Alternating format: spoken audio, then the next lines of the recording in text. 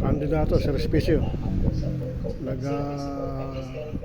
nagbulgar ng vulnerability ng Comelec pero sa committee kontra bigay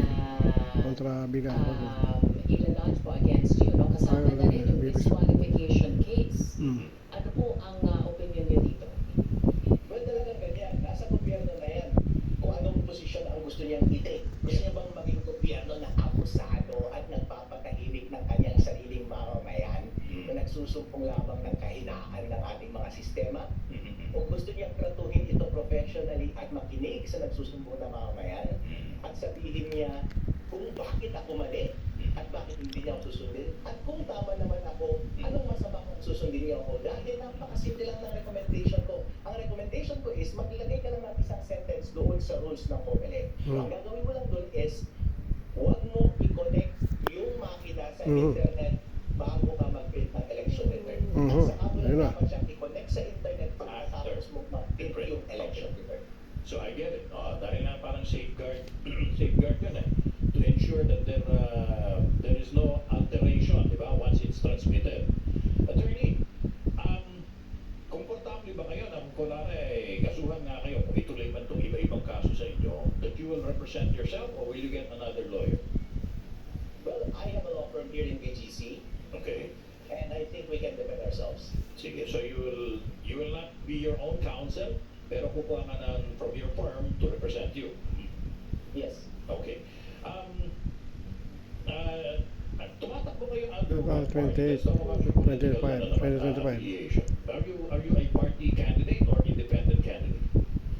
We have our own slate, but we are independent kasi wala party list na gustong sumuporta sa amin kasi opposition kami and then mabigat ang kalaban. So you're Yes. sorry.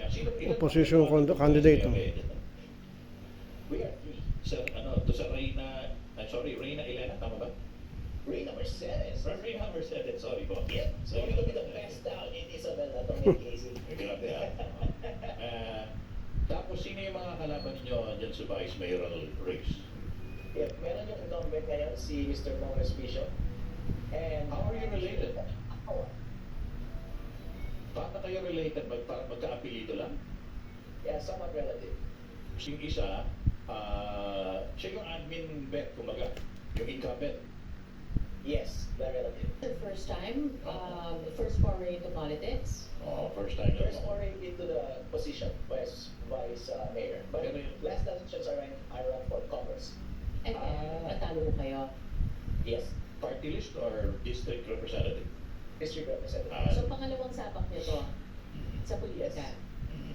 But sa tingin niyo ba, ano ba yung nakaraang local election? 2019. Pero 2022 nag-local din. Oo. Sa tingin niyo ba nagkaroon ng pandaraya ng 2022 election, attorney? Exactly, Tony and Casey. Yun yung mga statement na iniiwasan ko. Ayaw kong gumawa ng opinion kung may nangyaring dayaan doon. Okay. Ang ginagawa ko lang, hinaan yung sistema ngayon. Bakit hindi natin ayusin? Kasi kapag hindi mo inayos ito, baka pwedeng exploit at isipin ng tao na may nangyaring dayaan. So you did not make it vulnerable, posibleng nagamit yung vulnerability in previous elections para makapandaya. You never said that. Possibility, yes, of course. Possibility, but you never declared that it could have been used in a previous election to alter the results. Wala kang ganon. I did not say that it was used, but it could have been used. The possibility is there because I'm talking about possibilities and vulnerabilities. Concerns na marami, no, na parang dun sa paglabas ninyo, because, by the way, you've taken it down, right? Or Pinatanggal daw ng I did not. Facebook took it down.